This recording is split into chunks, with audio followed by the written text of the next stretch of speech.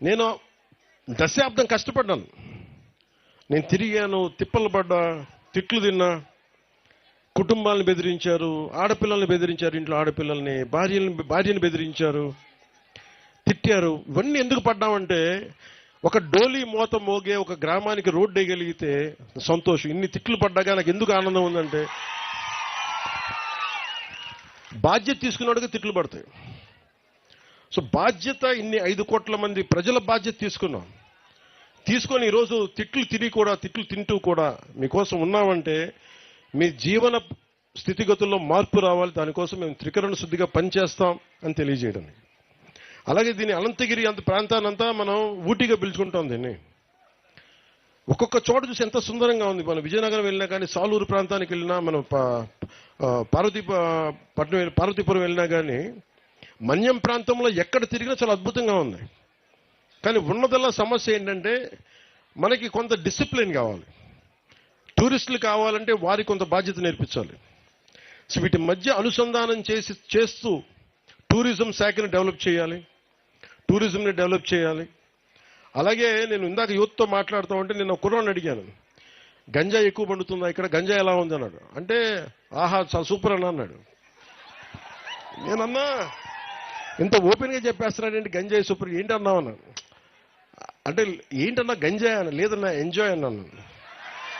అంటే ఏంటి ఉద్దేశం అంటే నేను వచ్చినందుకు ఎంజాయ్ చేస్తున్నావా అని అడిగినట్టు వినిపించిందంట. లేదన్నా నువ్వు అడిగితే నువ్వు ఎంజాయ్ చేస్తున్నావు అంటే ఎంజాయ్ చేస్తున్నా, గంజాయి కాదన్నా. 2017లో నేను తిరుగుతున్నప్పుడు యువతని చాలా మందిని మాట్లాడాను. మనకి అరకు ఏఓబి బార్డర్లో కానీ మొత్తం అరకు ప్రాంతం అన్నింటిలో మాట్లాడితే అందరూ అడిగింది ఏంటంటే ఎందుకు చేస్తున్నారు ఇవన్నీ అని అడిగా. అన్న మాకు డబ్బులు సంపాదించిన వేరే మార్గాలు ఏమన్నాయి చెప్పన్నా మాకు. ఇది ఒక సామాజిక సమస్యగా చూడాలి. ఇప్పుడు మనం గ్రామ దేవతలకి మన నైవేద్యం పెడతాం. అదే పట్టణాల్లోనూ మైదాన ప్రాంతాల్లో ఏం చేస్తారు, గుడి ఉంటే పులిహోర చేసో చక్కెర పొంగల్ చేసో పెడతారు. ఇక్కడ మనం ఏం పెడతాం, కొర్రలతో పొంగల్ చేస్తాం. బియ్యం ఉన్న చోట మనం అన్నంతో పొంగల్ చేస్తాం.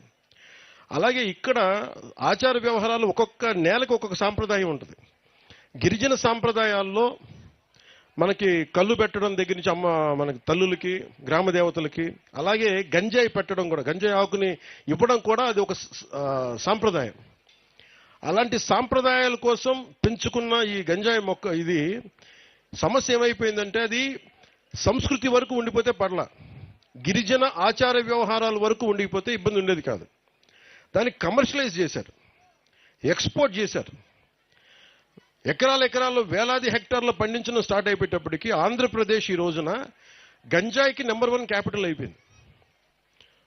మనం అనుకోవచ్చు ఏం జరుగుద్ది, గంజాయి మనకు మొక్కేస్తాం పోద్దంటే. దీనివల్ల ఏం జరుగుతుంది అంటే చాలా మంది యువత పాడైపోయి తాగేసి చిన్నపిల్లలకి చాక్లెట్ల రూపంలో ఇచ్చేసి, మొన్న ఈ మధ్యన కడపలో అనుకుంటా టీచర్ మీద తిరగబడి పిల్లలు కొట్టేశారు, గుండెల మీద కొడితే చనిపోయారు ఆయన. దానికి కూడా ఈ మొత్తమంది ప్రభావం ఉందనేది పోలీసులు ఆ దిశగా కూడా ఆలోచిస్తున్నారు. అందుకని గంజాయి సాగుని మనం నిలువరించాలి. కానీ అలాగే నేను ఆలోచిస్తుంది ఏంటంటే ముఖ్యమంత్రి గారి దృష్టి కూడా తీసుకెళ్ళాలి, దీన్ని ఒక సామాజిక సమస్యగా కూడా చూడాలి. అందుకని టూరిజం మీకు మేజర్ మనీ అవుద్ది. మీరు కనుక టూరిజంని కనుక మీరు అప్లై చేసుకుంటే, ఉదాహరణకి మనకు 20 గ్రామాలు ఉన్నాయి.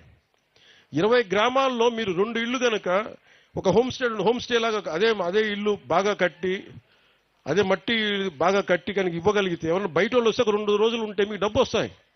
మీ చిన్న గ్రామాలకి డబ్బు వస్తాయి.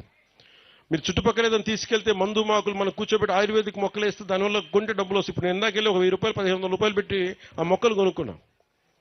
సో మనం చాలా చెయ్యొచ్చు. సో మీకు గంజాయి అనేది అది మీకు ఆదాయానికి మార్గం కాకూడదు. నేను యువతకు అదే కోరుకుంటా ఉన్నా.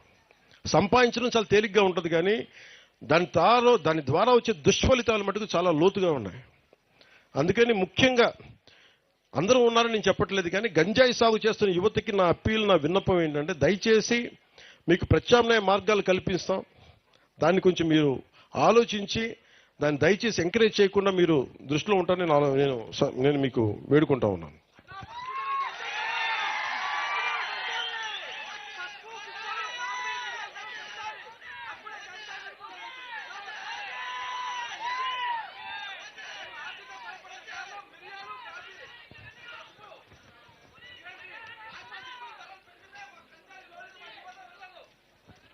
ఒక్క నిమిషం చెప్పండి, మళ్ళీ చెప్పండి.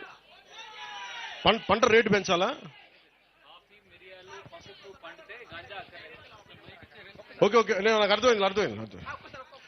కాఫీ, పసుపు, ఈ మిరియాలు, స్పైసెస్ అన్ని మనకేం లేదు. 1000 గజాల్లో కూడా చాలా ఒక 4 మంది బతికే అంత ఆదాయం ఉంటుంది. నీటి సమస్య లేదు. మొక్క మొలవని చోట కూడా నీటిని పట్టుకోగలరు. గాలిలో ఉండే తేమని ఇలాగే మన బంతి ఎలా కట్టారో, బంతి దారాలు ఎలా కట్టారో, బంతిమాల అలాగే చైన్లు వేలాడి తీస్తే ఆ గాలి వెళ్తూ ఆ తేమలో, గాలిలో ఉన్న తేమ పట్టుకునేది నీటిని పట్టుకునే టెక్నాలజీ కూడా ఉంది. మన గిరిజన గ్రామాల్లో మనకి ఇంత నీటి గేట్లు ఉన్నాయి. నీటికి ఇబ్బంది పడతామని నిజంగా దీనికి కావాల్సింది ఏంటంటే మీకోసం త్రికరణ శుద్ధిగా పనిచేసే వ్యక్తులు కావాలి మీకు. మనకి ముఖ్యమంత్రి గారు ఉన్నారు, నేను పని చేయడానికి నేనున్నాను మీ దగ్గర. మీ కష్టాలు నిన్న విజయనగరంలో కూడా చెప్పాను. నేను ప్రతి 2 నెలలకి 15 రోజులు మన మన్యం ప్రాంతంలోనే తిరిగి మీకు సాధక బాధలు అన్నీ తెలుసుకొని, ఎందుకంటే మీరు గంజాయిని మీరు వదిలే వరకు నేను మిమ్మల్ని వదలను. మీ జీవితాలు, మన ఆడబిడ్డల, గిరిజన ఆడబిడ్డల జీవితాలు బాగయ్యే వరకు నేను అప్పుడుగా రిటైర్ అవ్వను. మీరు సంతోషంగా ఉండాలి. మీరు మన ఎందుకంటే నాకు గిరిజన ఆచార వ్యవహారాల మీద అపారమైన నాకు గౌరవం. నాకు సో మీ అందరికీ నేను మీకోసం పనిచేసే మీ ఇంట్లో వాడు ఒకడు ఉన్నాడు అనుకోండి. ఇక్కడ నేను ఎందుకు నడిచానో కూడా చెప్తా. నేను కలెక్టర్ గారు కూడా అన్నారు, ఎందుకు సార్ కొంచెం మనకి ఎందుకు అంటే, నాకు ఇక్కడ రావడానికి డీజీపీ గారు కూడా సముఖం చూపించలా. మబ్బు పట్టేసింది, ముసురుగా ఉంది, లేదంటే మనకి ఫాగ్ ఉంది, మంచు తెరలు ఉన్నాయి, లోపలికి వెళ్ళాలి, ఎలాంటి ఇబ్బందులు ఉంటాయి, మాకు రైట్గా లేదనేది నాకు ఒత్తిడి పెట్టిన. మీరు కావాలంటే తర్వాత వెళ్దురు కానీ మళ్ళీ అంటే నేను చెప్పాను, ఈరోజు అనుకున్నా మా వాళ్ళ కోసం నేను ఈరోజే వెళ్తాను. అంటే ఒక మంచి పని చేయడానికి ముహూర్తాలు ఉండవు. రోడ్డు వేయటం మంచి పని, దాహం తీర్చడం మంచి పని, అంగన్వాడీ బిల్డింగ్స్ కూలిపోతే వాటిని తిరిగి కట్టడం మంచి పని. మంచి పని చేసేవాడికి ఆపద ఉండదు. ఇదే నా నమ్మకం. ఇక నేను పుట్టినప్పటి నుంచి నేను ఎవరికి ద్రోహం చేసిన వ్యక్తిని కాదు. అందరూ బాగుండాలని కోరుకునేవాడిని, రాష్ట్రం బాగుండాలని తపన పడేవాడిని, దేశం బలంగా ఉండాలని కోరుకునేవాడిని.